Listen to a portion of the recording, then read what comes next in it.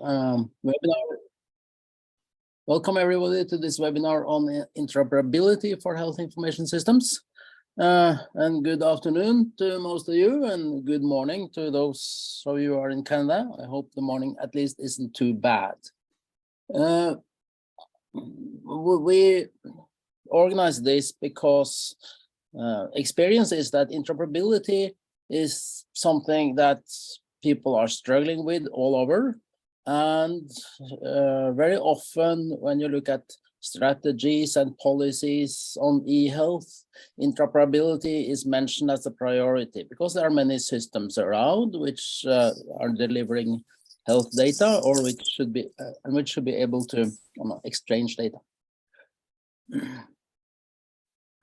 I can give you a little story from Norway. 20 something years ago, the largest hospital in Norway did a little survey of how many electronic information system did they have with patient data, and they counted 63. So they thought that was a bad idea, and that this system should be able to exchange data, and also that they should reduce the number of systems with patient data. So they entered this into their strategy. So 3 years later, they did a new count of how many systems had been, do we have a patient data now? Have we been able to succeed with our strategy of reducing it from 63? And they found out that now there were 169 systems. So from this experience, at least I draw two lessons. One, strategies don't necessarily work.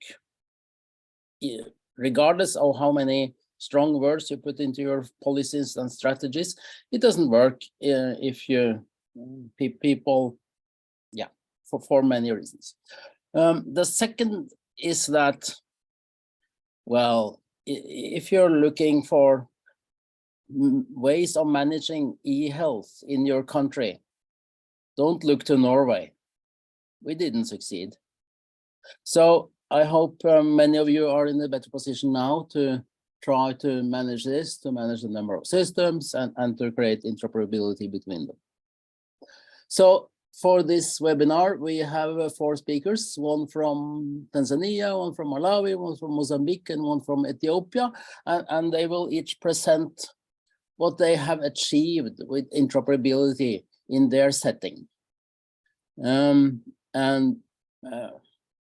also what kind of tools do they actually use to achieve interoperability? Because there are many systems in Norway with patient data, and I see that it isn't only one in Tanzania either. There are more, and we do have to live with that. I'm pretty sure. So then I'll leave the word first to Josephat from University of Dar and the DHIS2 lab in Tanzania, to tell about what have they achieved, what are their experiences, and how have they been working with it. So please, Josephat.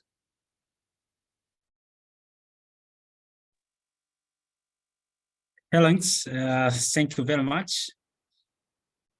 My name is Josephat Julius, a senior system developer from University of Dar es Salaam, DHIS2 lab. I and the UBISM DHIS2 lab, we are deeply honored to be part of interoperability webinar on health systems. We'll share our experience on how we encountered things up to coming up with the unified interoperability adapter, or the uniform integration adapter between electronic medical record systems and the DHIS2 platform. Back in 2019, University of Dar es Salaam, DHIS2 lab, we were involved in integrating EMR developed on top of BAMI, which you all know BAMI has been developed on top of OpenMRS. And we encountered a number of challenges during the process. But later on, some years later, we faced the similar challenges in integrating tertiary hospitals in Tanzania, particularly on IDCR data, but also outpatient and inpatient data from the tertiary hospital to DHIS2 warehouse. So among the challenges we encountered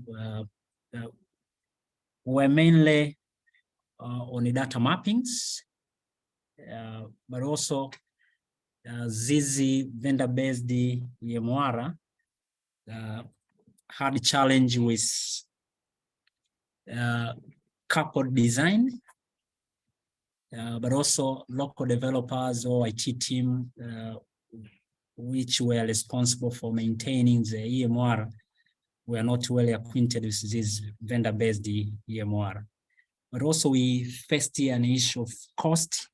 Why? Because when we were supposed to ensure that data go to DHIS, then vendors were supposed to make sure they extracted the data from the EMR to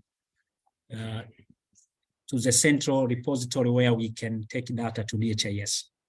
So this central repository were localized to the EMR. So each of them was supposed to develop a module within the EMR so that it can be able to push, so that it can be used to push the data to DHIS. So due to the coupled design, it was difficult and costly to accommodate such kind of design.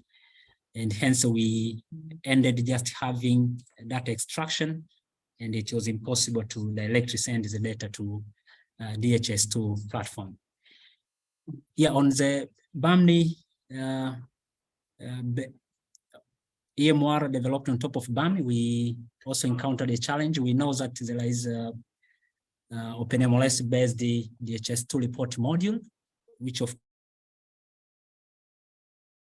but the problem was missing data collection.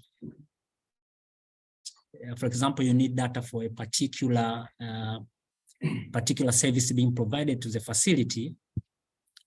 Then that particular service, the data must be captured on the EMR, so that when the DHIS side is in need of that particular element, it should be available there. But in most cases, we found electronic medical record system, they do miss some of the elements required by DHIS, and hence we couldn't successfully integrate with most of the data collection tools or aggregated tools on DHIS. So after a number of challenges, we came with our very first solution, which was developed on top of our own EMR. So we were also faced the challenge of coupled design, because we found ourselves that with such a design, we will not be able to get data from other EMR. Otherwise, our own EMR to be used on all the facilities in Tanzania, which is impossible. So we had to drop our coupled design, having the DHIS integration feature on our EMR. And we thought of a thing which would be independent of the EMR or vendor-based solutions for hospital system. And then we came with what we call interoperability adapter. We call it unified because we wanted to make it uniform across any kind of vendor-based EMR we can support. So as you can see from the diagram, we have the HISP facility premises side and the DHIS2 warehouse side. On the HISP facility premises side is where the database, but also that is where you can plug in or you can install or set up our interoperability adapter for accommodating data extraction, but also sending this data to DHIS platform. Yeah, so we have you can see we have the MySQL, Oracle, and the Postgres technologies in place.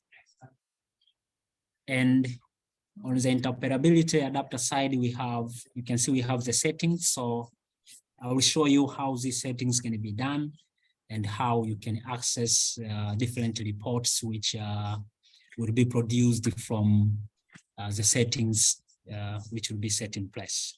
So developers have set down and ensure that they can minimize data challenges, data integration challenges which we faced, like mappings, as I've said, and in most cases the cost and the local developers not being acquainted with most of the vendor-based EMRs. Now, what are the features in place for this adapter? Our very major concern was to ensure that we can integrate with any EMR. So different EMR use different database technologies. So we had to ensure that we can support SQL-based database technologies,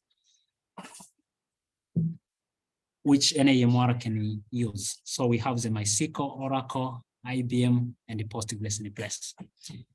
The adapter also accommodate multiple DHIS2 instances. So we thought of assuming a particular country has a setting for aggregate data for DHIS2, but also has a setting for individual event-based kind of data.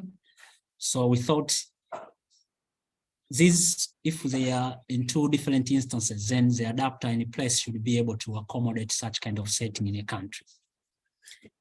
Yeah, but also we faced one of the challenge. You might find a facility has an EMR in place, but also has another vertical program-based kind of implementation. Like in Tanzania, we have the CTC2 database where people can get other services. So these are two different databases. So we thought of accommodating the feature of connecting to different databases for one data set from DHIS2. So I'll show you how that is being done. The adapter can also be centralized in a place to accommodate these facilities whose EMR are running on the same network. But on top of that, we also have data extraction queries testing. One can test the query in place while extracting the data from data sources or database. And this means data correctness verification is ensured while the developer or IT is extracting data from the database. We also had to make it easier to set up so that not everyone should depend on the University of Dar DHIS2 lab to set up this interoperability adapter. You just need minimal technical skills to put it in place. And it's built to be set up on the premise of the EMR to ensure that we do not get internet connection issues. Now I'll show you how the adapter works. If you successfully set up your adapter in place, then you should be able to see 5 modules of features. The very first feature is instances. These are the DHIS2 instances. We have sources. These are the data sources. We have data sets. These are data sets connected to DHIS2 instances. But also we have mappings. And this is the very core part of this adapter where one can easily connect with data sources in DHIS2. We have reports. This is where you will be able to generate the dataset view and be able to send it to DHIS. So starting with instances, remember one of the features to accommodate multiple DHIS2 instances. So you can set your instance just by providing name, the URL,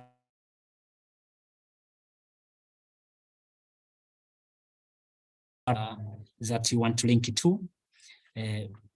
Also, you need a username and password. The name should be descriptive. As you can see here, I have HISP facility living lab in the T-land.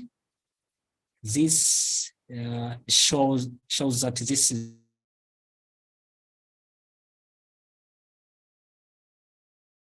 instance or our development instance in this particular case.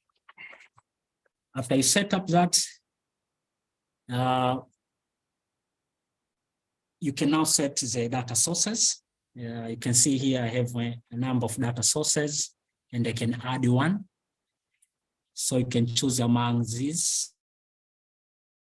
Postgres set the URL to the database you want to connect, but also you set the credentials.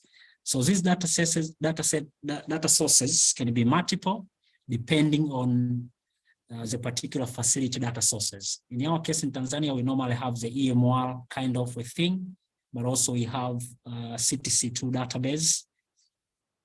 So you can connect it to both of them. Yeah, with that, you also have the dataset part. Here is where you can select your instance configured and then datasets from the DHIS2 instance connected.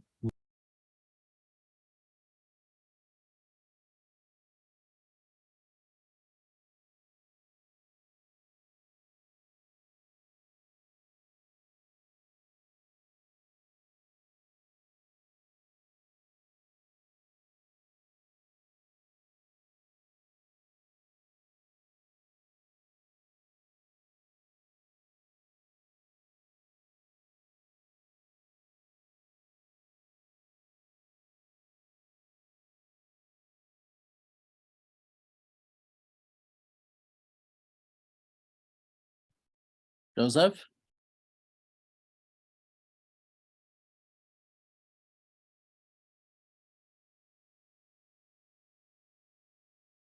Oops.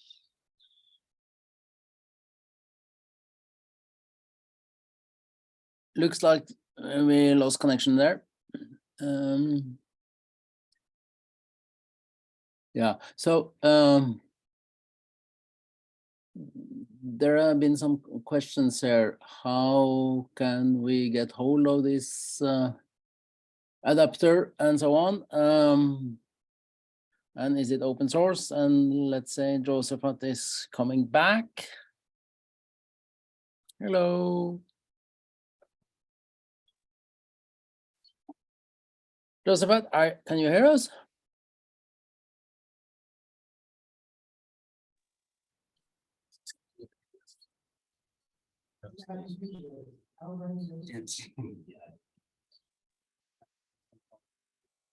I hear some sounds from you now. Are you there? Yes, Jens. Yeah. Yes, I'm there.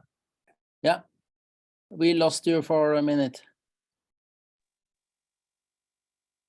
Yeah, can I get more 2 minutes so that I can show up? Yeah, sure. How it works. Please.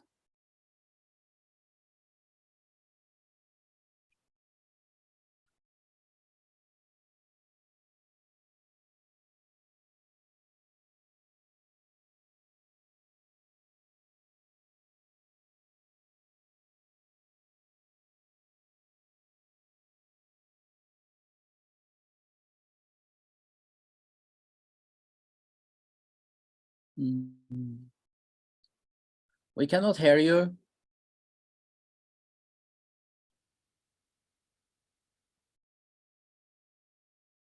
Can you hear see your data sets?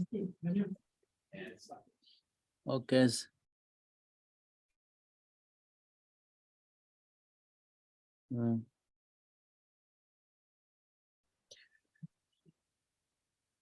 Okay, we don't hear you'll you. be able to see those data sets connected to the instance configured. We can see the data sets, but we lost your sound mainly.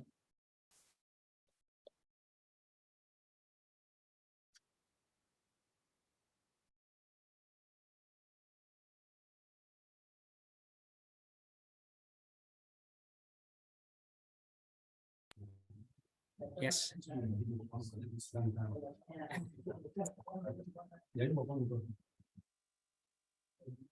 Always can lose then I'm down. Yes.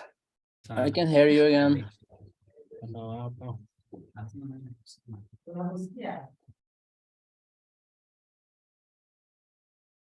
Hi. Can you? What? Yes.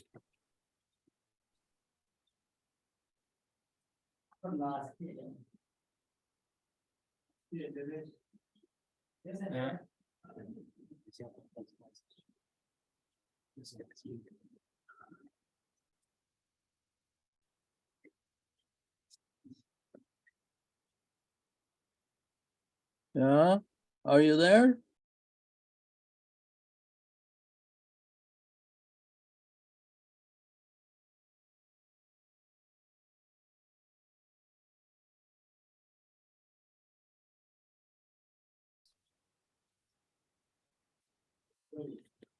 Okay, we see your screen again now. Okay. Yeah, so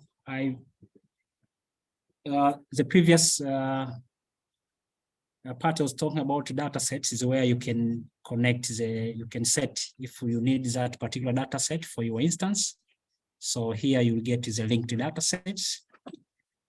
So for example, I've linked with OPD, then by selecting the data set, you'll be provided with the interface of that particular data set from DHIS2.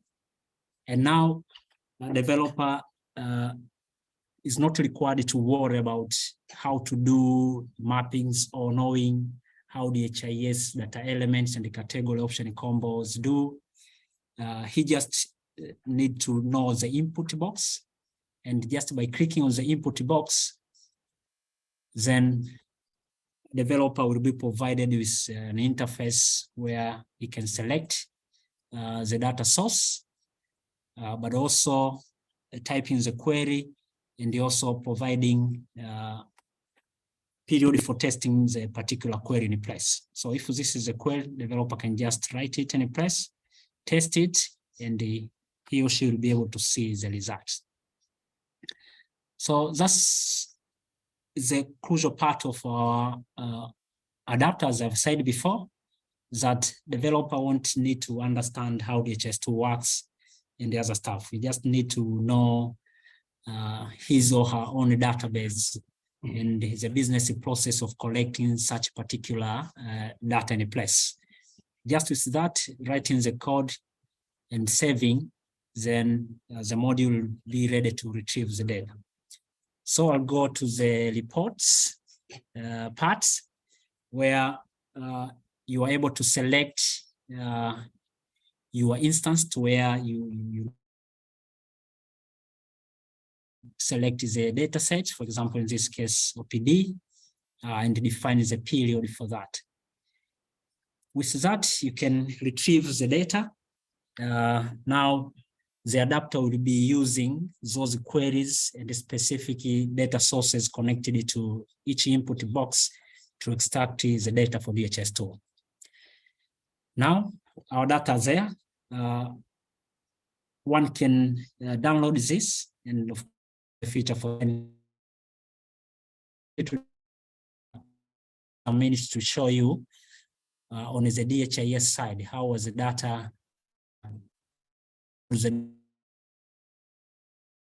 So, for example, this is the facility I've linked it to. If I select OPD dataset and select January, you can see now I cannot see the data before sending from the adapter. Of course, if I select the period, the data set will reload, showing no data. And if I get back to the report module, if I send this data to DHIS, then they should be readily available on our TLAND or development server. So the data are too many, so I'll go to DHIS. If I select again January, I should be able to see the data. Maybe my internet is slow.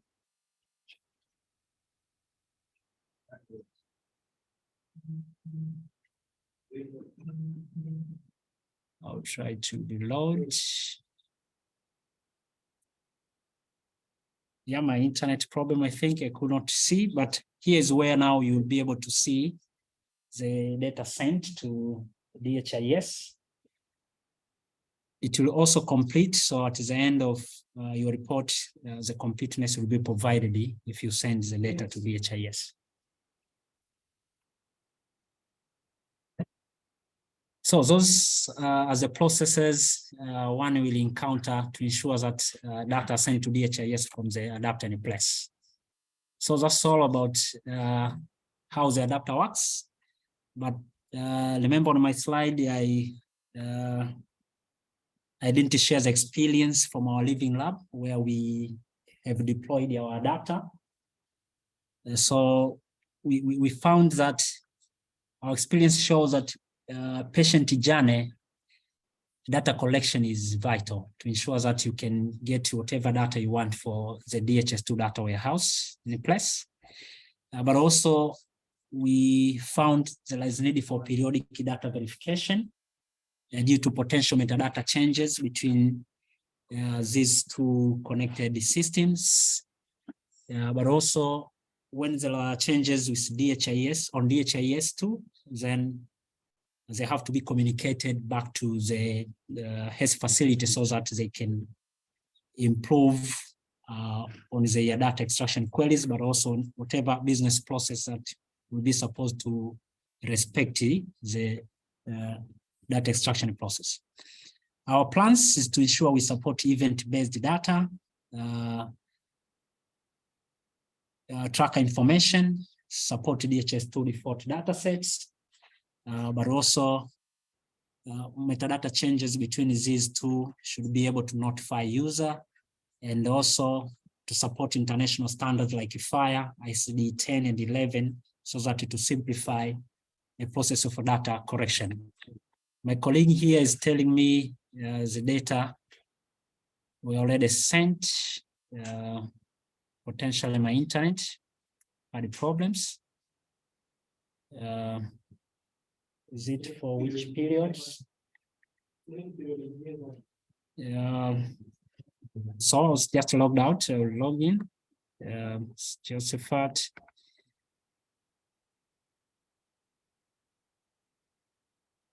So I believe it was log out thing.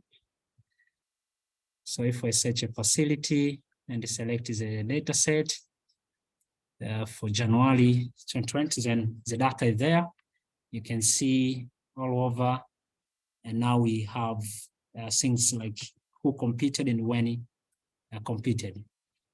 We also have the validation issues, which are DHIS2 based kind of a thing. So thank you guys for listening. This is how our adapter works to ensure that data can be extracted from EMR to DHIS2. Thank you. Thanks a lot, Josephat. There are a couple of questions here. First, Stephen Wanyi wonder what or asked here, please clarify if the adapter works by interacting directly with the data store. And Stephen, you are also allowed to talk now if you want. But maybe the demonstration was enough. Thanks. This. Okay. Welcome. Can I ask? Yeah, sure. All right, thank you. I know I was just curious about this. I'm sorry, I got disconnected for a little bit, so I may have missed part of the presentation. But I was just curious whether the interaction between the adapter and the data sources, or data stores, whether it's from the EMR or whatever data source, is directly with the data store, the database, or it goes through a mediator. Oh, thank you very much, Stephen. Yeah, the adapter has its own database for keeping logs and records of data extracted at a particular time before sending them to DHIS. But also the logs or any response from DHIS2 will be recorded there, so that one can be able to track if there is any issue associated with data synchronization. Thank you. Thank you, Steve. Fine, and then several people ask or say, this is good innovation. Is this unified interoperability adapter open source? Is yes. If yes, where and how can we contribute to it and find it? Est-il possible d'avoir la traduction en français? Someone wants this in French as well. Yeah, so Josephat, is it open source? Can people download it? Yeah, the adapter has been built to make it open source. Yeah, we potentially didn't get a license to make it open source, a license which will fit how we planned it for this particular innovation. But our engagement for development of this innovation was to involve the university community, but also whoever developer interested in integrating DHIS2 platform with EMR. So it is open source. For now, we just have to complete our license setup so that one can be able to download it and use on his or her own premises. Thanks. And translation into French, I'm not so sure we can organize that. I'm sorry. Then people ask whether this your presentation will be recorded and available afterwards. And I think Frederick, you're recording, so will you put up this presentation or the webinar on the same web page as the announcement?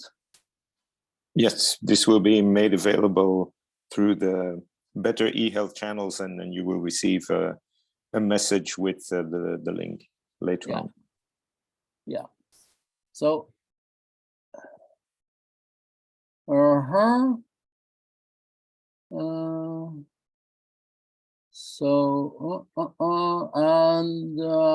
somebody also wants to have the email address of Josephat, if you're willing to share that. Yeah.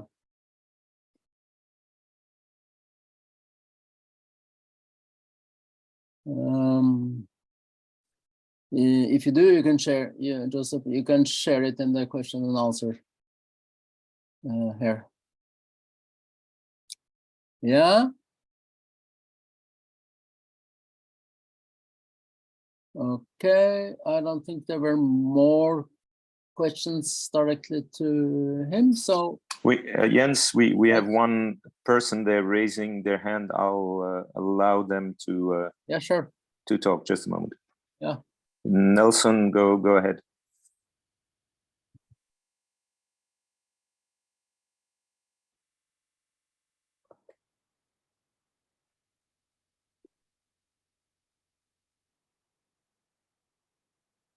Yeah, Nelson Agbodo, if you can unmute, you are able to ask your question.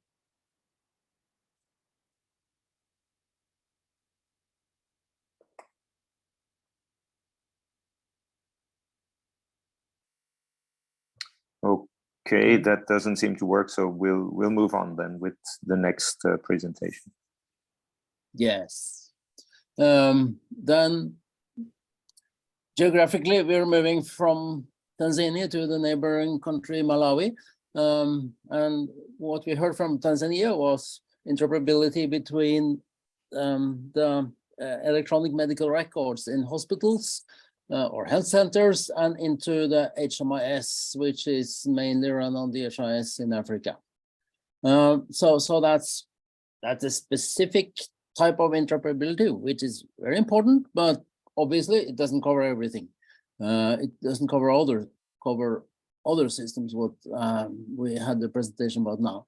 So in Malawi, they have been having a large project on interoperability for the last 5-6 years or so.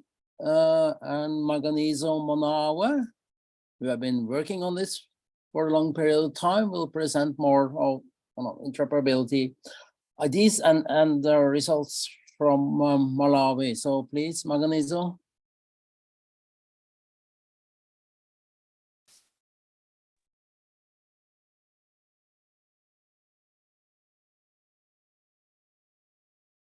Okay, thanks very much. Yes, I hope that you can hear me. Yeah. Okay. Thanks very much, everyone, for joining the webinar today. So I will just take you through the experiences in Malawi on building HIS interoperability architecture.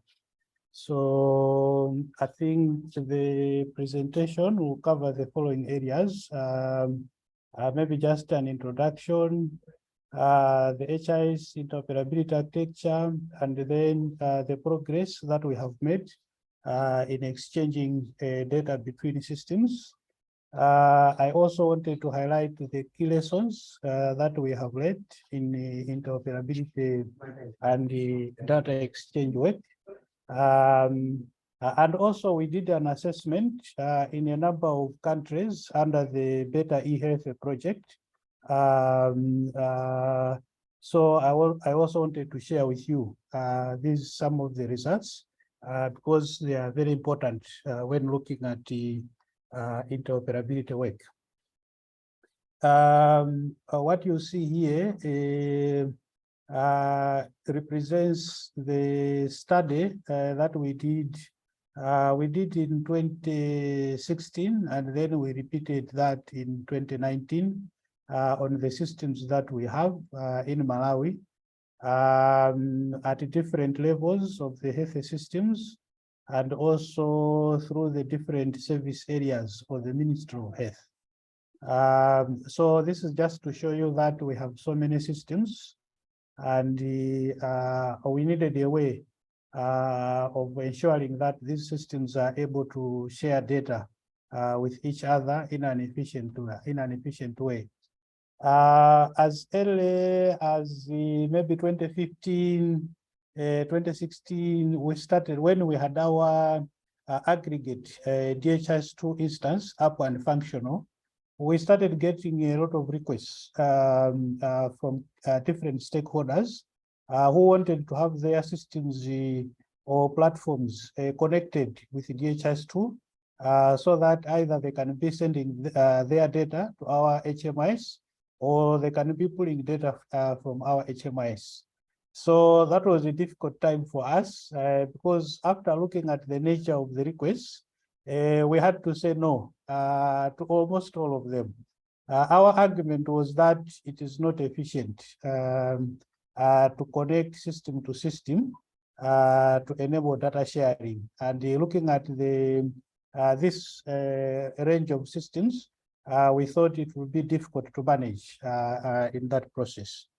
So in trying to get a solution, we looked to, we reviewed a number of options that are available, and we ended up considering the OpenHIE, the Open Health Information Exchange architecture. We considered that, and as a country, we adopted this one for our interoperability services.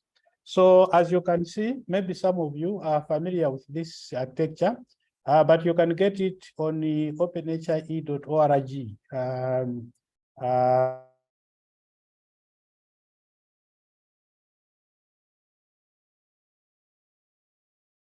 For the slide, but what you see here quickly at the bottom, at the very bottom, these are the systems that we are using to deliver services in the health sector. And then at the very top, these are standard services. They are actually called standards because for you to have them, you need to standardize some of the services that are available, shared services. So what you see here as the TS, that's terminology service, where we put and link with terminologies like the ICD-10, ICD-11, the client registry, the shared health record, the HMIs, the facility registry, and the health worker registry. So these we are referring to these as registries or standards, because in one way or the other, for the systems at the bottom to be able to share data between them, these need to be standardized. So I'll give an example of the facility registry. If each system is using a different name and a different code for the facilities, it will be difficult to share data. So that's why they have to be standardized. So we adopted this architecture, and in the middle, we have the interoperability layer, which acts like the middleman, the data exchange platform. So you actually exchange data between platforms or between systems through the interoperability layer, and also connecting with the standard registries. So this is the architecture that we adopted. In 2016, when we did our assessment, our gap analysis, so what you see highlighted in color, that's what was available in 2016. That is for the health information exchange services, the top layer. So what you see here, the client registry, we had a form of a client registry, and then we had HMIs available.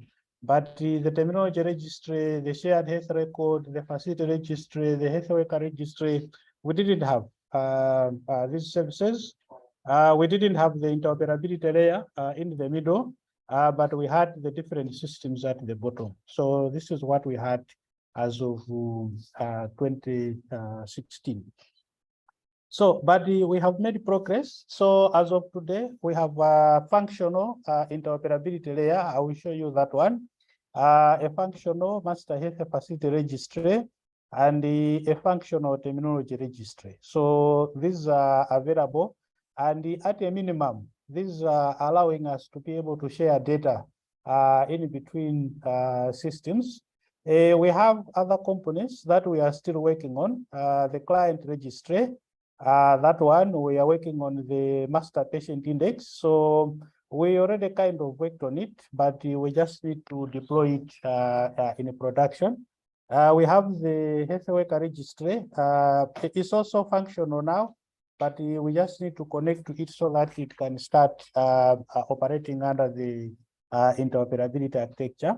And then we also have the master product catalog. It's also done, only that we need to connect it. There are issues that we are resolving on that one, so that it is part of the interoperability architecture. So this is the progress that we have made, but at a minimum, the components and the standards that we finished, they are enabling us to be able to exchange data between different systems. So quickly, I'll just mention a few things on the interoperability layer that we adopted. So if you see, maybe I can start with number 3. I think that's very important there.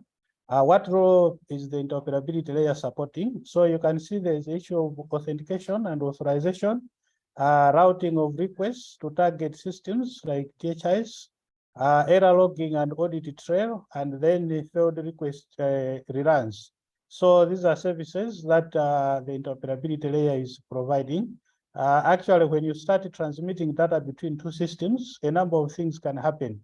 So the interoperability layer supports with managing that. So then I'll go to also number 3 on the top left. I was showing you number 3 on down the middle. Number 3 on the top left. First of all, we adopted the OpenHIM, which is an open source platform. It was developed by Gembi. It's also available online. We adopted this one developing mediators and other resources to make it functional. So that's what we did. So it has an admin interface where you can log in. You can see, I think here it's about interoperability prerequisites. So when you log in as an admin, you can create account. So for any system to connect through the IL, you have to have an account. So you can create that. And then you can have access to other APIs to manage the exchange and also other tools there, mediators and channels. With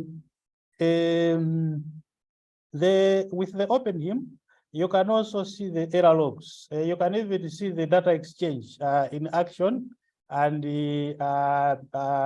monitor what is happening with the different exchanges. So I think that's what I wanted to show you in terms of the OpenHIM. So I said we have made progress on the different standards that we have done, like the facility registry, terminology registry, and the interoperability layer that are available. As of today, we are able to exchange data between the different systems through this interoperability architecture. So for now, supply chain data and drugs and medicines platform is able to exchange data with the HMIs. This one is based on DHIS2. The integrated supportive supervision platform is also able to do the same. So this one is pulling data. When people are going for supervision, they need data from the HMIs. So this one, the integration is such that is pulling data.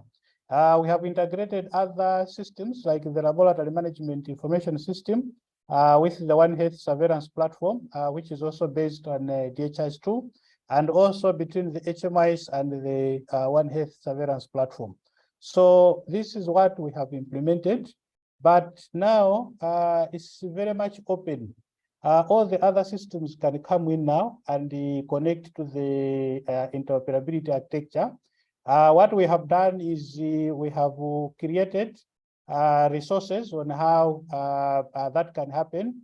We have an SOP for onboarding to this process. One key thing is that in the interoperability architecture, our team, if we have to integrate two systems to do a data exchange with two systems, our team will work on the mediator in the interoperability layer and the channels. But we have provided guidelines on how the programmers for the other system or platform can also modify or customize their platform so that it can exchange data to this process. So in addition to the SOP, before we can do any exchange between the two systems, we need a document because that's what is shared, that's what is guided in the interoperability SOP. So you have to define what data elements you want to exchange data between those systems, how frequently are they going to exchange data, and then other parameters that we think are important for the data exchange. So that document is the one that is used to activate the data exchange between the systems. So quickly, let me share just some of the lessons that we have learned in this process. The first one is that it's very important to understand your ecosystem.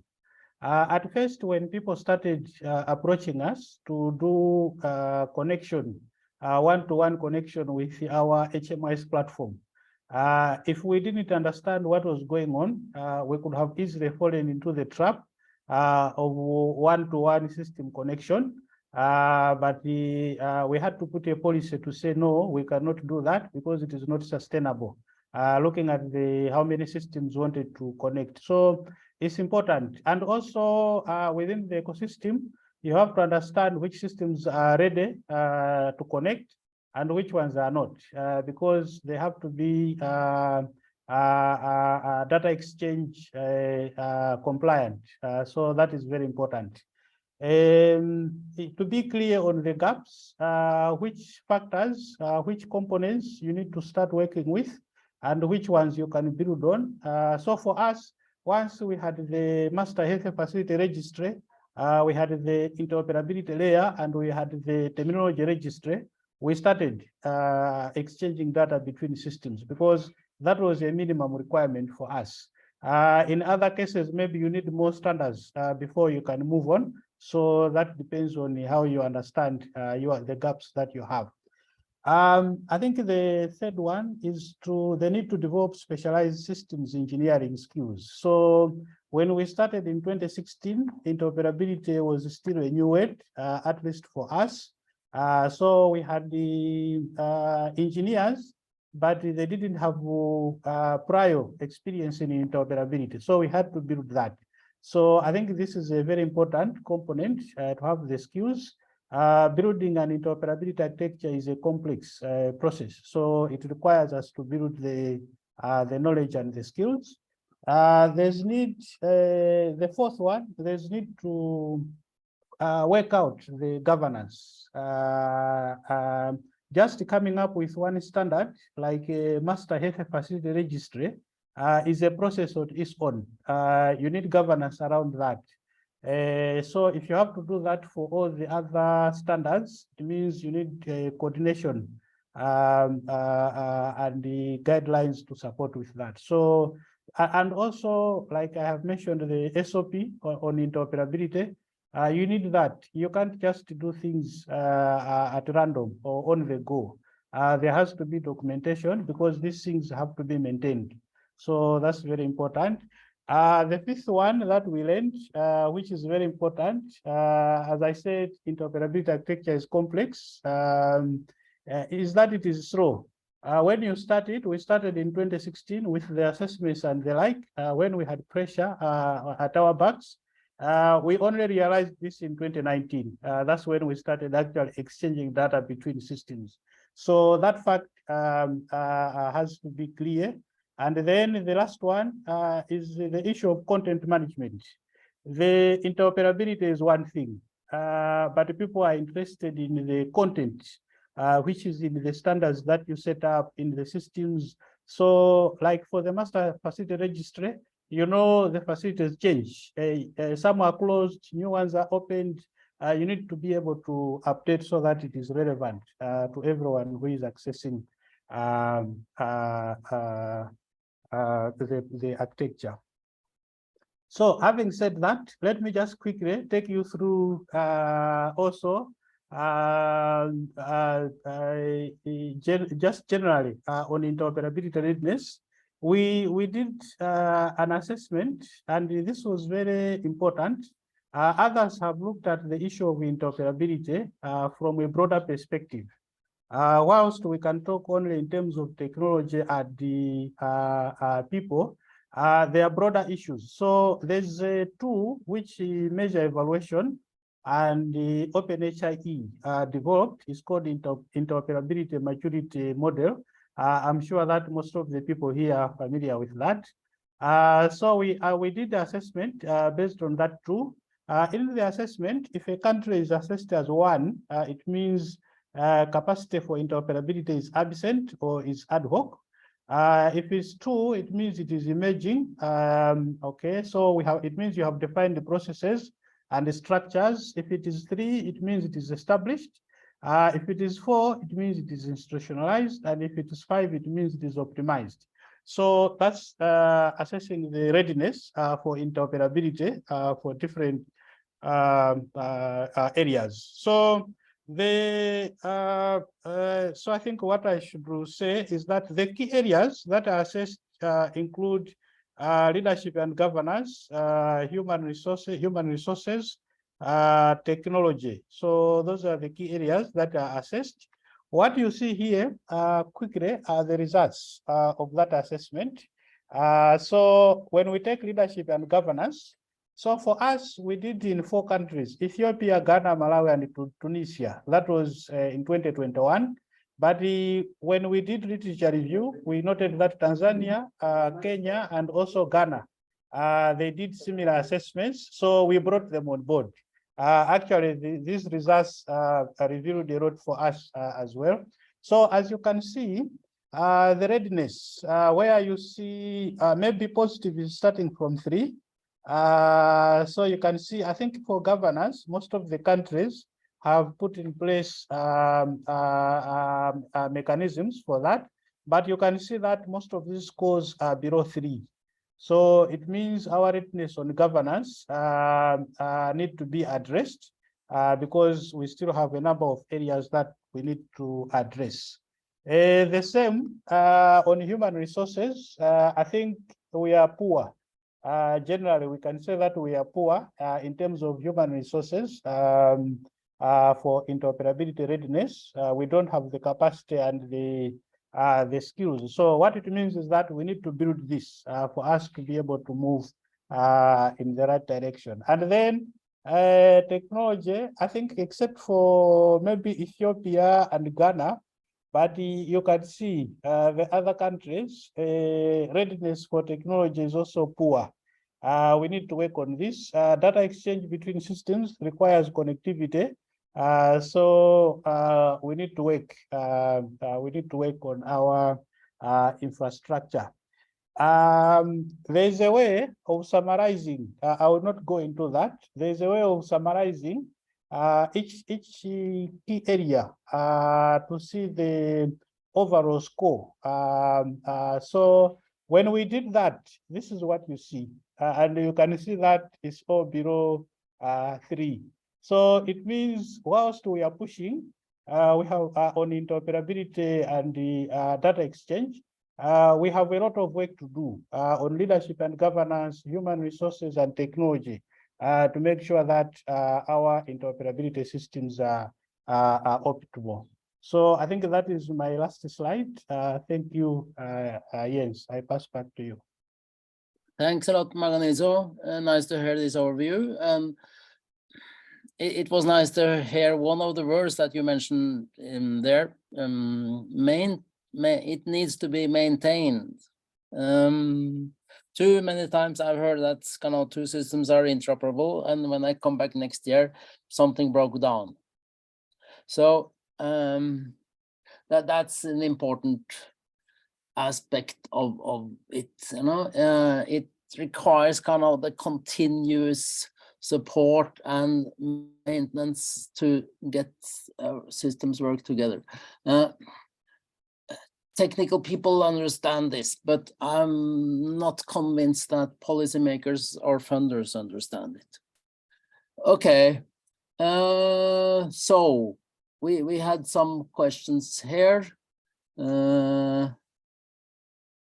And yeah, sharing the slides. Yeah, it will be shared through the through the publication of the video from the webinar.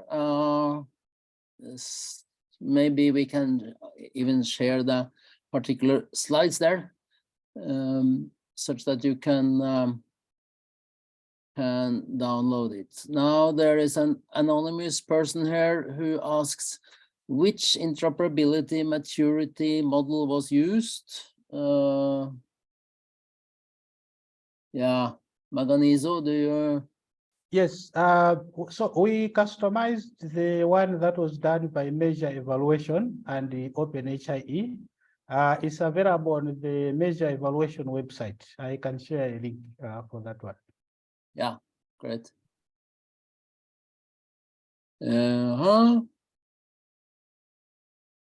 Yeah, and here I'm interested to learn more about the process to making a decision about solution to problems, such as the case of different approaches by TZ and Malawi.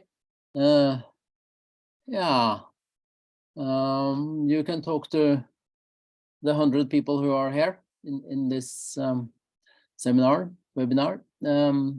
They will know parts of the solution. I'm But it's difficult for one person to know all this.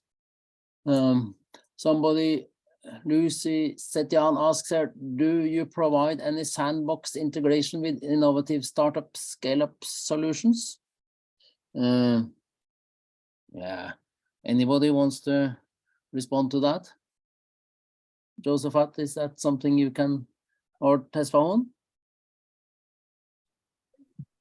No, I just would like to ask a question, probably. Yeah. Yeah, thank you so much for sharing the very nice work. Just now you mentioned that you have customized already available tool from measure evaluation for maturity assessment. So it would be great if you could share us how you customize the tool. Did you do any kind of validation for the customized one, or you just simply change some terminologies, or did you do major changes on that tool? So it would be great if you could share this with us. Thank you. Thank you.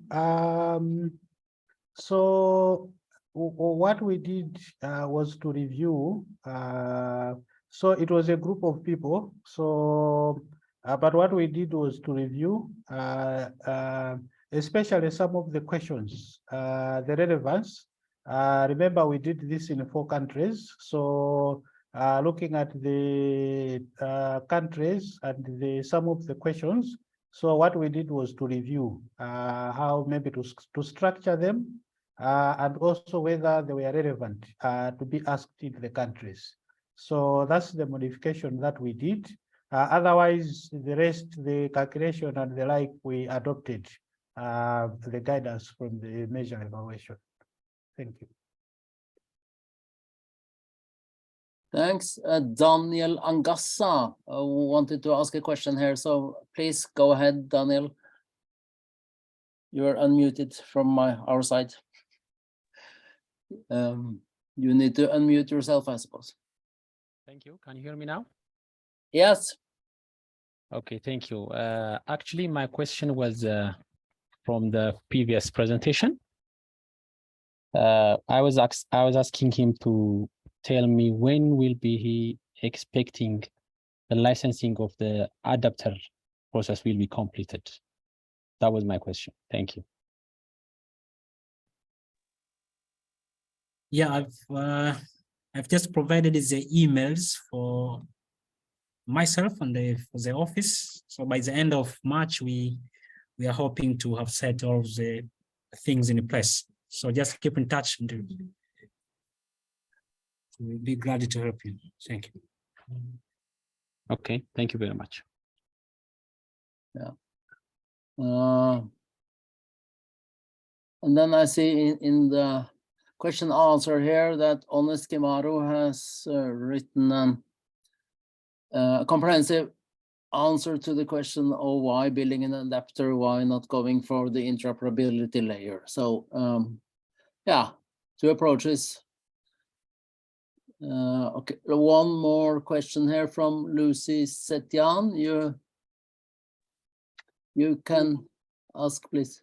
Thank you, Jens. My name is Lucy Setyan from the Novartis Foundation. I was just wondering, for both of the project teams, can you share if the adapters in the integrations to DHIS2 and basically to the health information systems are also connected to certain startup scale-up solutions? I'm just trying to figure out if you only provide connectivity between the health information system and kind of established major facilities, or you also provide specific integrations to more innovative companies who want to provide their data or leverage data from the public health system. Thank you.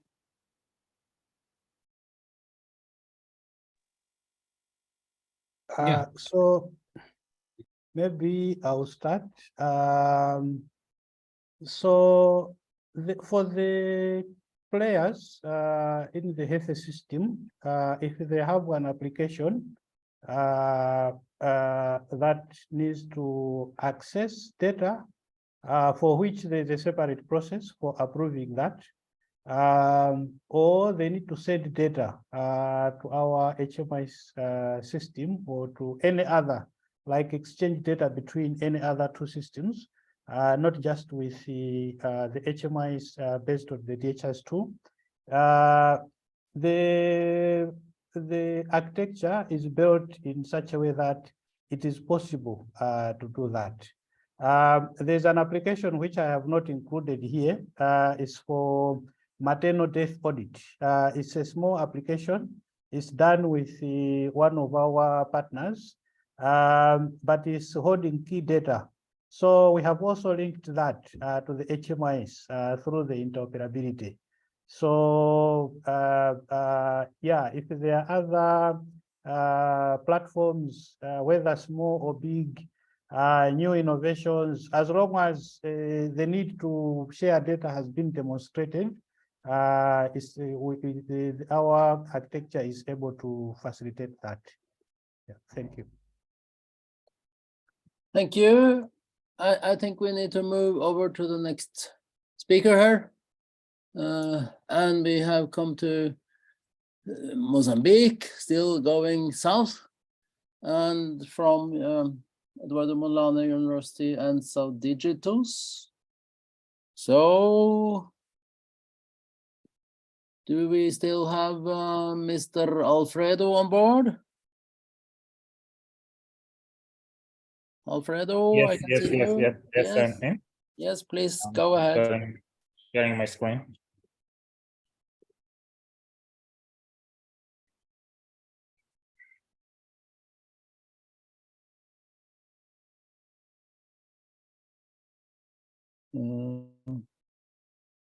Yeah, we see your screen. Okay. Okay, thank you. Hi, everyone.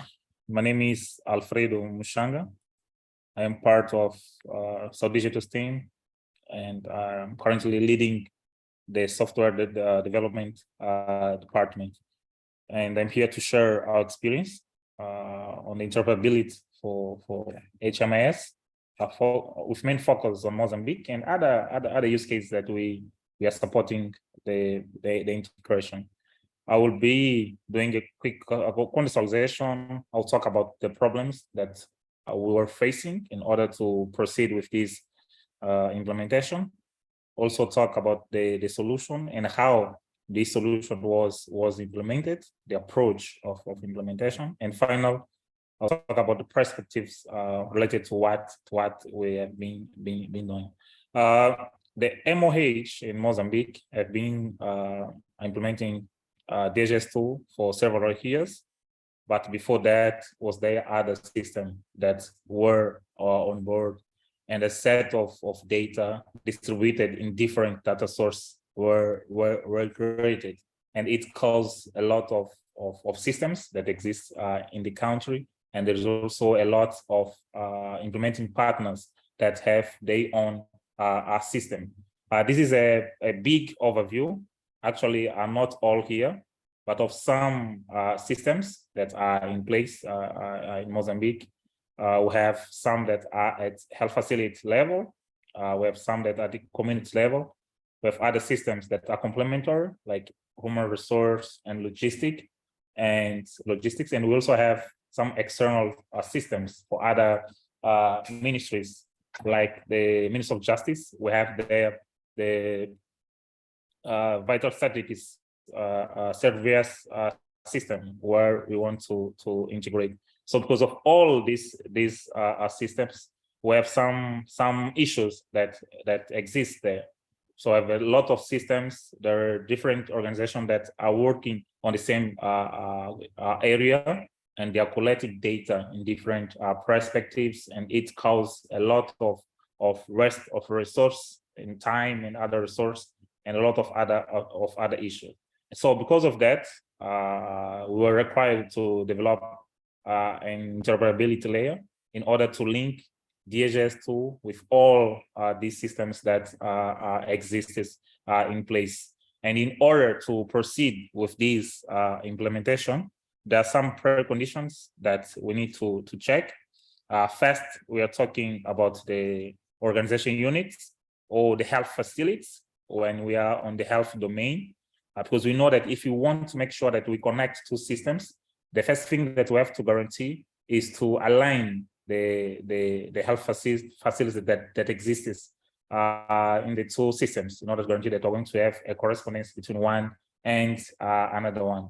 And this have been one of the most tough tasks when we want to implement systems, because the org units are not uniform. Like anyone creates the facilities based on his knowledge, and sometimes it's not well aligned. The second point is the data model. If you want to exchange data between two systems, of course, we need to make sure that the data models are aligned. So on that perspective, we can share the data. We can make sure that for each variable, we have the correspondence in the other side. So this was implemented through an interoperability solution that we call it Ukwaba.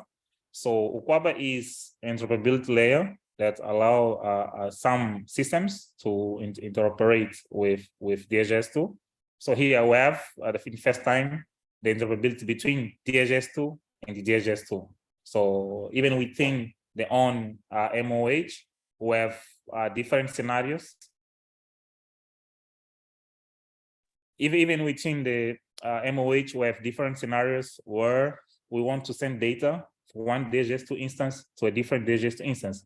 For example, if you have population data, we just import this data to one system and we sync the population data to the different DHIS2 instance that exists in order to share these values, because the values are common for all of them. We have also support the Kobo Collect. So Kobo Collect to DHIS2 integration is also supported by this tool or DK, and we also have this direct interaction of database connections, like you can connect to SQL Server, MySQL, MongoDB, NoSQL database, and also files like CSV, Excel, and other things. And sometimes we work with homemade system, in-house developed system that they don't use. They have their own APIs, so it's possible also to create custom layers to support this integration. And as I said, our focus is DHIS2, is to bring data to DHIS2 coming for all these systems that we have here. There are main concepts that are part of this process. The first one is the concept of server. So we need to get data from somewhere. So we need to set up servers. We need to set up service. So service represents each synchronization process. We call it service.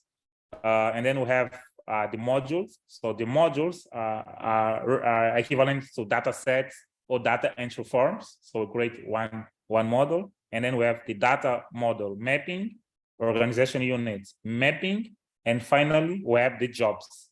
For some situations, we have a real-time data sync, but for other, we do time-based sync. So it's possible to set up a job, say every day at midnight, please go to those systems and merge and get the data. Or once a month, the same thing can be done. So it's here a set of situations that we have here. And in terms of platform structure, we have the backend services where we have the API that is used for the app. And then we also have some scripts, script jobs that executes the task and everything that need to be done. We also have the front-end user interface, because initially we implemented the backend only, but for the Ministry of Health, for example, it was something very ambiguous. Sometimes it was very difficult to show them what we are really doing, because interoperability is more background task, so they didn't see what we were doing. But with this initiative, we guarantee that we create a place where they can go there and do a monitoring, for example, of what is being taken from one system to another system, what was the last time that data was sent, etc., etc., etc. So that is is the situation. And finally, we have the master facility list embedded on this initiative. As I mentioned before, one of the main problems is the org units mapping, health facility mapping. So what we did is we created public endpoints where system developers for other organizations, if they want to start a new system, or even if they want to interact with their DHIS2 or update their system, they can just go there and download the master facility list in different formats. They can download exactly in the same DHIS2 format. For example, if someone wants to create a new DHIS2 instance today, can just go there and download all health facilities, districts, and other levels, and just import it to his system and keep going on his work. So it's going to guarantee that when we, or if we want to interoperate, we won't have a lot of issues there. We are going to minimize the problems. So in terms of use cases, we have here some success use cases.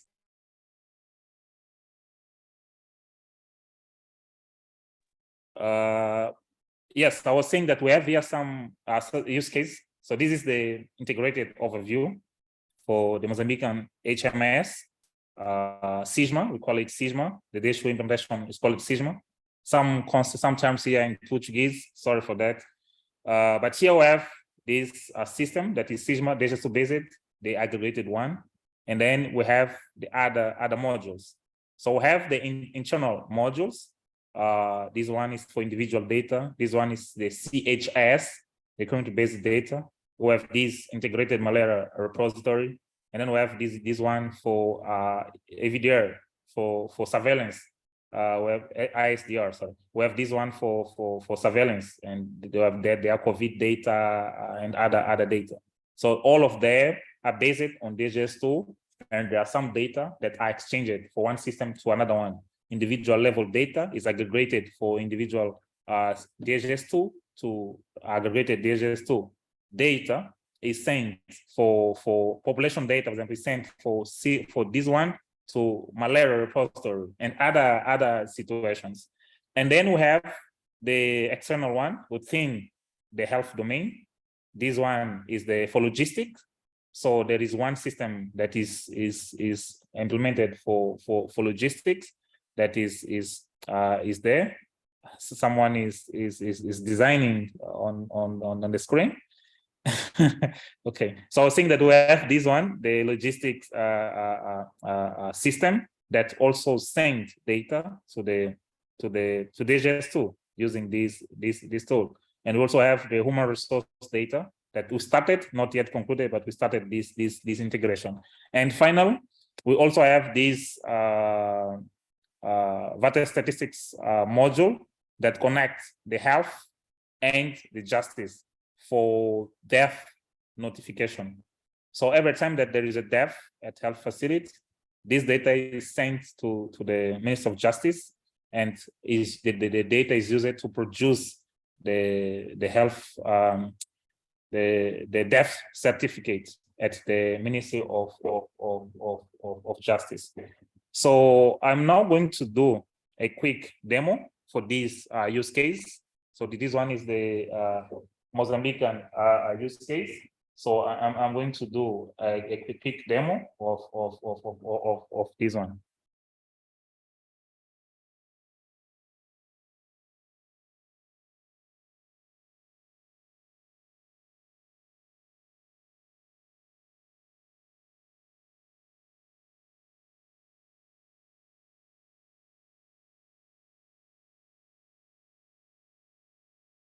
I'm just opening the system. I'm just loading. Sure.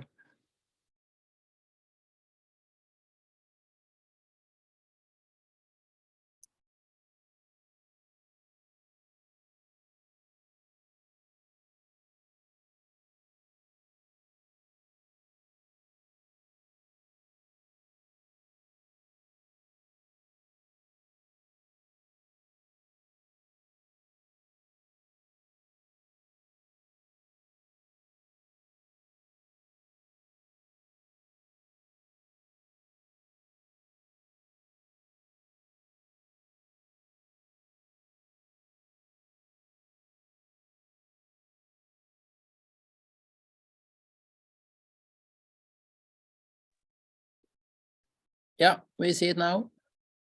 Okay, so we have this. This is the homepage after login, of course. And then if you come here, we have this option where we can have here the service. So here we are, just for example, I have two services here. One is for COVID-19. The certificate issuing process data was captured on DHIS2 and is sent to the certificate platform. So if we, for example, we come here, we can, I'm now showing what we can use, we can see in the monitoring tool. As I mentioned, we have the backend service and then we have the monitoring API. So this one is for COVID-19, where the end users, the admins can go and check what's going on in terms of data exchange between the COVID-19 that tracker and the platform, the COVID-19 certificate platform. So this is a summary of this data. But now I'll be focused on the logistic data, where we have here, if say if I come here and select this option, I have the first option, that is the historic data. That is the historic data where we can see here what was executed. We have here the master facility mapping. This is one of the most important things that I think is very relevant to consider on this process. For example, here we have, this is the list of all health facilities that we have in Mozambique, 2000 and something. And we have the red background. So the red background means that these health facilities that exists on DHIS2 was not mapped for this interoperability in particular. So it means that this system doesn't exist on the logistic domain. So it's something that was done in order to show them what is the mapping situation. So what they usually do is to export this table and share with the implementers to update the information. We have also the master product list mapping also. So from DHIS2, we share with the logistics system the master facility list. So we take the health facilities for DHIS2 and send to the logistics system. And they send the master product list. So for logistics, there are around 2,000 products that we receive for them. And for each one, we created a mapping. And here, if we click on this link, we'll be taken to the DHIS2 system, where we can see what is the data element that is related to this product in particular. And within this data element, you can see the categories, like what you have there, in time, expired, and etc. We can filter by area, like TB, HIV, by states, if it's active or inactive, or can see if it's mapped or is not mapped. So this is one of the thing that we have. We also have the second part. I'm just using one test instance here. That is the master facility part of the process. So this view that I'm showing is a master facility list, where the people that want to implement systems can just go there. They can see the list of the health facilities and they can download it. And if they want to do any integration, they can come here to API documentation, where they can have public links where they can download the data related to master facility list, and they can use that for system integration. So that is one example of what is done in Mozambique in order to minimize the errors between the systems synchronization. So this is the first use case. Now I'm just showing the output, and after that I will show how the configurations are done. The second success use case is the Angolan use case. I know that I'm a bit slow, but I will try to speed a bit. This is the Angolan use case, where we integrated the community health information system that is based in different tools. The HIV and TB are based on a homemade system. Malaria is Kobo Collect, nutrition also is Kobo Collect. So through the layer, was possible to send data to DHIS2 based system. So we store on the CHIS DHIS2, and then after that we sync to the main HMIS system, and they can have the integrated data analysis. So if I can quickly also show the output. So we have the same platform that is used in different sites. So now as I open here the service, so we can see we can see here the different services that are configured. So we can see this is the malaria data from Kobo, nutrition data, the one for school data, and other domains. So if I select one option, that is one service, I can see the history of this, the data sync history. Can see what was happening, for example, today, what was synced yesterday. Like we set up to run once a day, so it's possible.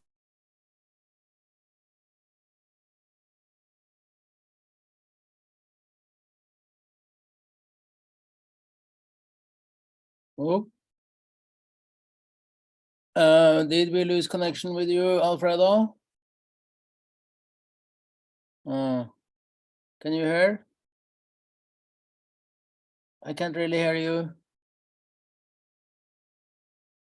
Okay.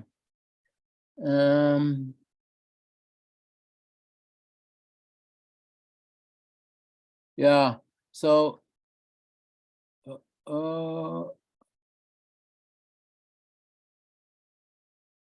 yeah, there was a question here. How does, okay, something happening? Is Alfredo coming back? No, we lost him. How does Ukuaba manage authentication of connected systems and security in general? Does it support message queuing during peak exchange? Well, this was then probably a question directly to Alfredo. So we'll have to wait. But what about Manganiso? You're from Malawi. How do you handle kind of security in general? Are you there, Manganiso? No? Yes. So thank you, Jens. Thanks for the question. So for security, for the data exchange, apart from the individual systems managing their own security, the interoperability layer also supports with the security by ensuring that all systems that are exchanging data have authentication to do so.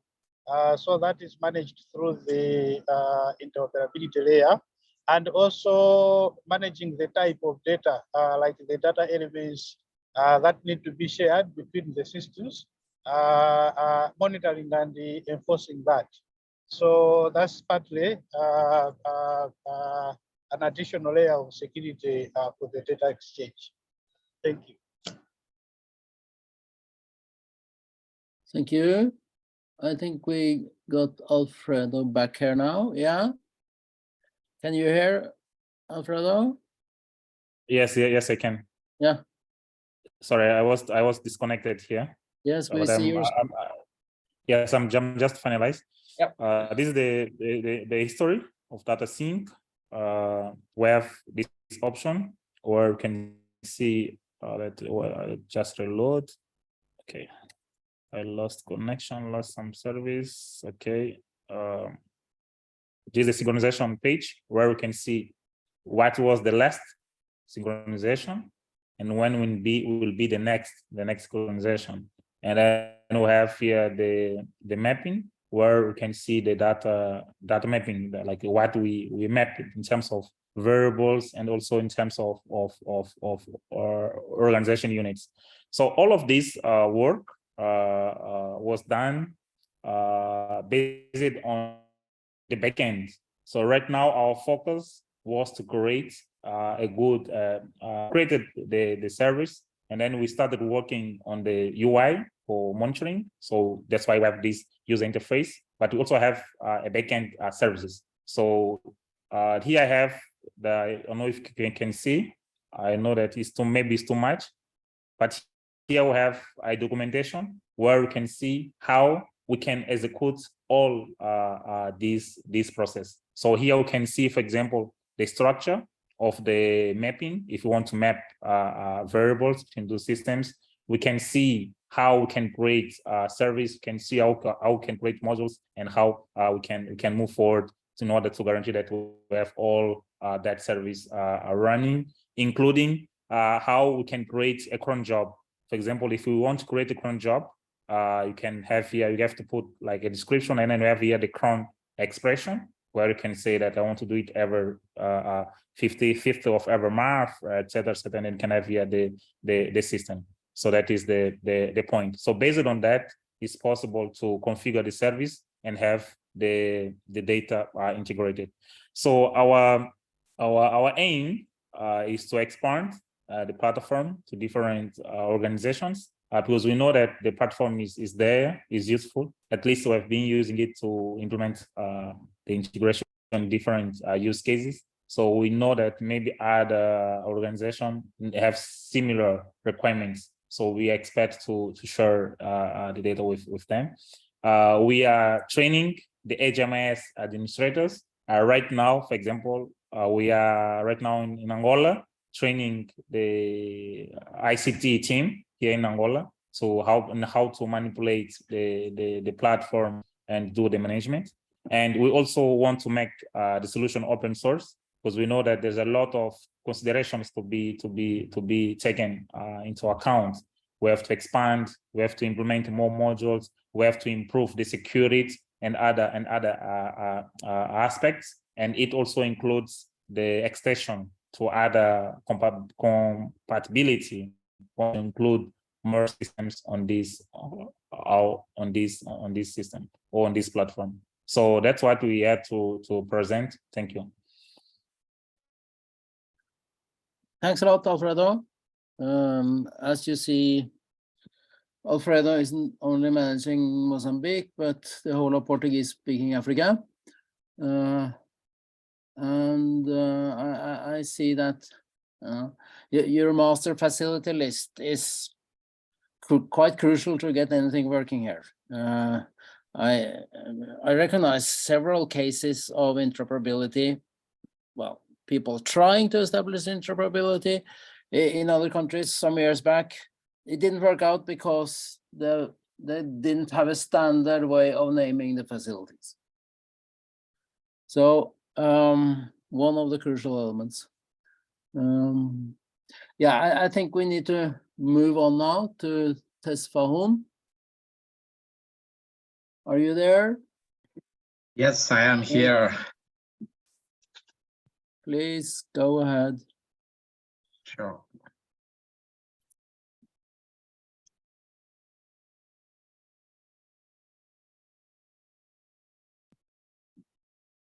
Yeah, can you see my screen? That's fine. Thanks. Great, thank you. Yeah, thank you so much. I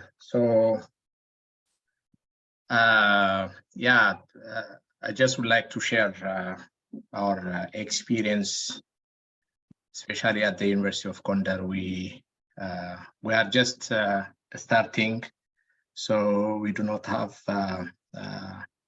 experiences like what has been presented before.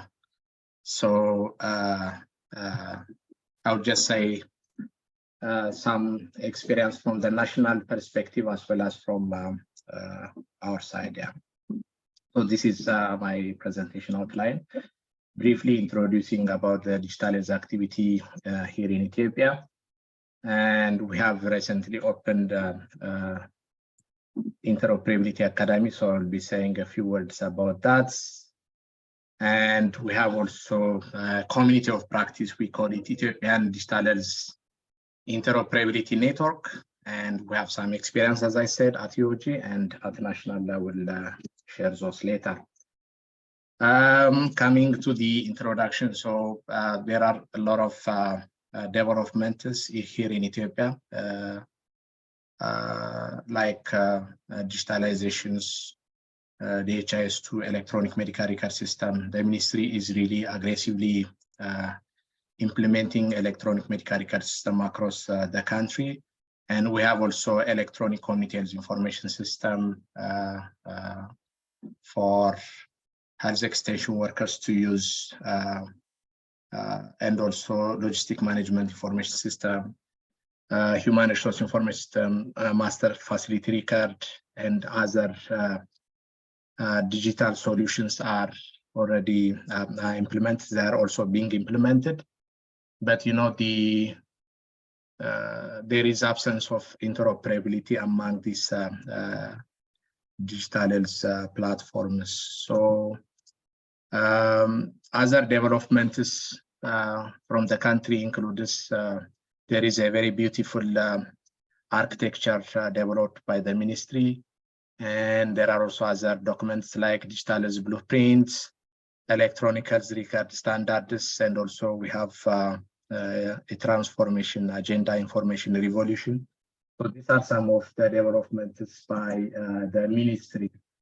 But as I said, these systems are not really, different digital systems are not exchanging data to each other. So this is the enterprise architecture. We have different components, the shared service, different source of data, and also point of systems, and we have interoperability services and other external systems. So this is just in short the revised enterprise architecture of the country. So in order to support the implementation of interoperability, so the University of Dar, in collaboration with the Ministry of Health and Digital Health Activity, which is a partner to the Ministry of Health, so we just established a National Interoperability Academy.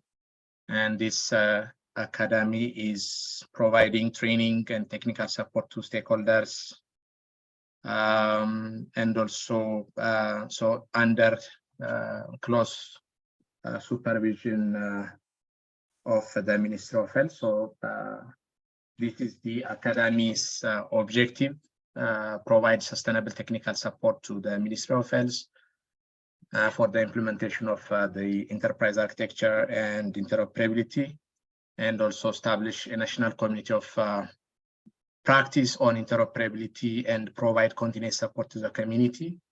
And another objective is just to develop and provide high quality short and mid-term courses or trainings for technical individuals working on interoperability and digital systems.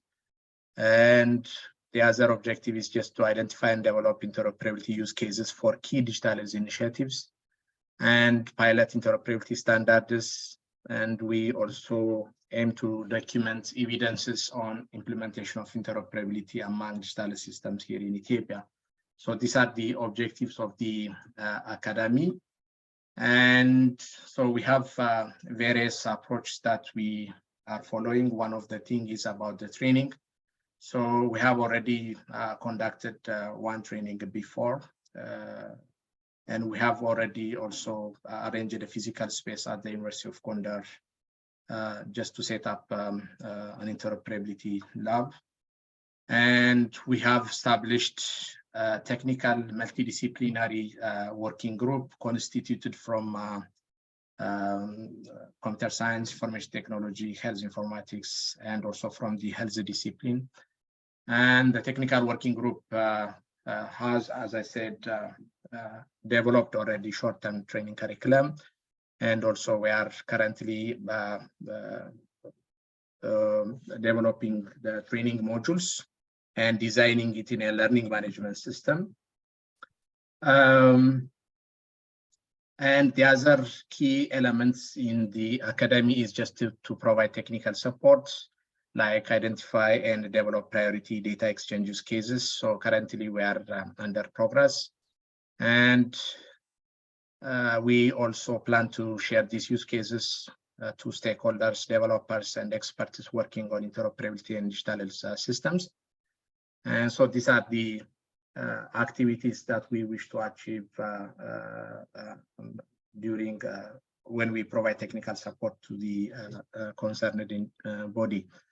And the other one is the community of practice. So I know that there are a number of community of practice even related to interoperability, but we wish also to have a platform where experts here in Ethiopia can share different experiences. So as I said, we have established a national committee of practice. We call it Ethiopian Digital Interoperability Network. And under this network, we have already created a website, wiki, and forum, and also we have included the academy in the website. So this Ethiopian Digital Interoperability Network is, as I said, a platform made up of practitioners, policymakers, regulators, academics, including students from Ethiopia involved in electronic exchange of health and health-related information. And under this network, we aim to provide a collaborative framework for interoperability practitioners to collaborate on identifying and leveraging best practices and standards, and the collaborative efforts and the sharing of lessons learned in the community building process. We think that this will facilitate interoperability implementation here in Ethiopia. So these are the core principles of the Ethiopian Digital Interoperability Network, like engage and participate, having or bringing engagement and participatory culture, collaboration, transparency and trust, and openness and learning. So yeah, so these are the core principles. And coming to the objectives of the Ethiopian Digital Interoperability Network, we promote experience sharing and learning, including dissemination of best practice and innovations to different stakeholders, and also health facilities who wish to implement interoperability among digital systems, and reinforce the various interoperability process and interventions is also another objectives of the EDHIN. Institutionalize the exchange of health data across various digital platforms is also another objective. So these are the functions that currently we are doing. Create a functional database of interoperability practitioners across the country, provide access to and facilitate connection to interoperability expertise, and document and publish lessons learned, best practices, challenges on interoperability, and provide opportunity to share, discuss, and proffer solutions to contemporary interoperability challenges here in Ethiopia.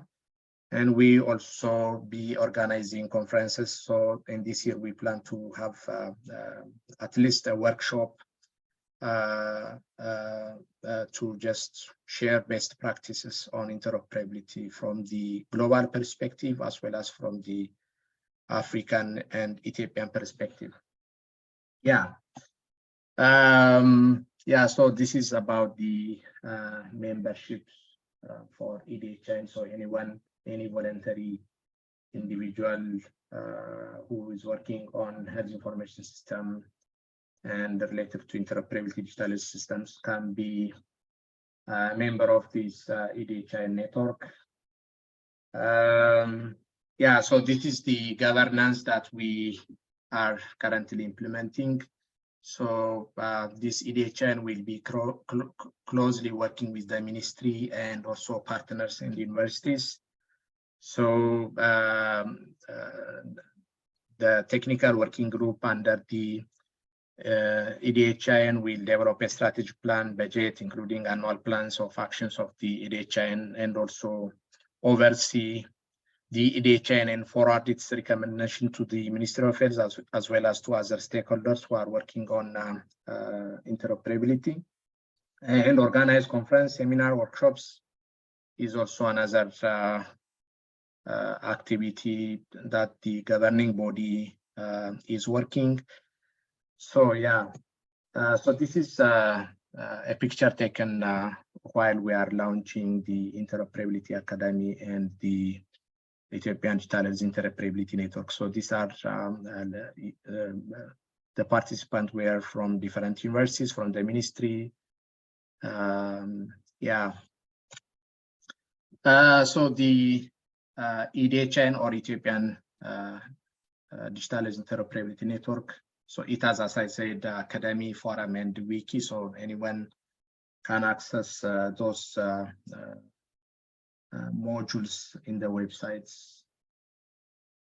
So coming to the interoperability experience at EOG, so we, as I said, we just started. Now we are developing use case to let exchange eAPTS, which is the pharmacy system with electronic medical record system. So in the University of Dar, we have a big hospital. Currently, we are implementing electronic medical record system. And also we have already implemented the eAPTS pharmacy system. So we want to interoperable these two systems. Now we have already finalized developing use cases. So the next step will be just to use interoperability layer, OpenEM to exchange data between eAPTS and electronic medical records. And we have already also developed course materials as part of the academics activity. And we are also planning this year to develop use cases for the exchange of electronic communications information system and electronic medical record system, and also electronic medical record system and HIS2 within the University of Dar Hospital. And then later we can scale up to the regional and the national level. And yeah, and coming to the experience, we are not really directly involved with the work for the interoperability of digital systems at the national level, but we know that there are exchanges that is made between MFR, which is Master Facility Registry, and the HIS2, and also another initiative is the Electronic Communications Information and the HIS2. So these are piloted in some parts of the country. So the use case for health facility information exchange. So we have Master Facility Registry as a shared service, and also the HIS2 here. And we are using OpenEM as an interoperability service provider. And so this is one exchange between the HIS2 and the Master Facility Registry. And the other one is between the HIS2 and a point of service called Electronic Communications Information System. Yeah. So this is a screenshot showing how MFR and HIS2 are exchanging data among each other. So the other use case is data exchange between point of service and HIS2. So this is how it is working. Again, we are using OpenEM as interoperability layer. And also for terminology service, we are using Open Concepts Lab, which is an open source terminology management system providing real-time access to terminology resources. And we have Master Facility Registry, as I said. So the exchange between the HIS2 and ECHIS happens through the help of the OpenEM. So this is all that I have. So as I said, we are just started. I hope many experiences will come in near future and then share with you guys. Yeah, back to you. Thanks a lot, Tesfaun. There's a question here, super interesting. Would this academy be open to other countries? Who can apply and how? You mentioned something about academy. Yes, yeah, it will be open to anyone who is interested to learn about interoperability and practical practices, also practical experience on interoperability, for instance, between the HIS2 and MFR and DHIS2 and eHIS and other digital health solutions. Yeah, so it is open to everyone. Thank you. Good. Are you now referring to the same as the DHIS Academy on integration, or because there is something like that coming up in March? Or are you referring to something you are going to do in Ethiopia? I'm referring to the academy that we recently established here in Ethiopia. So yeah, okay, yeah. If you have any kind of email or website where people can find it, please share. Yeah, I can share the website, I think here. Sorry about so this is the website, we call it eHealth.org. So anyone can register as a member of the Interoperability Network. And also there are some draft courses which we haven't yet finished, and then whenever it is ready, so anyone can register and take the courses. Yeah. Okay, EDHIN. If you Google that, we should probably come there. Yeah. Yes. Thank you. Great. Maganizo, you wanted to say something? Yes, no, I just wanted to also announce to the team that we are hosting the 2023 Open HIE Conference, Open Health Information Exchange from 5th of. Okay. We should have a link to that as well. Yeah. Is it possible for you to type it somewhere or send us a link?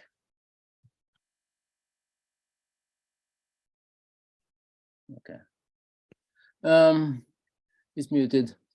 We should be able to find that. Then I'll also send you a link of this DHIS Academy, which is coming up. Can I do that? No.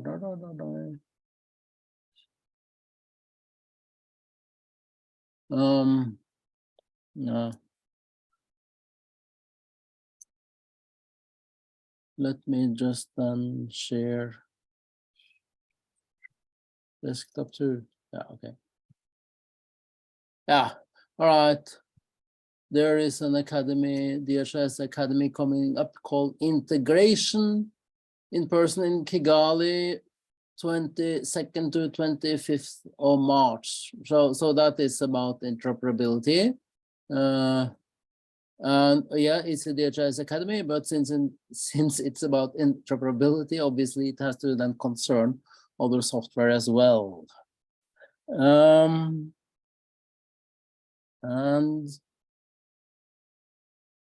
And that's one thing.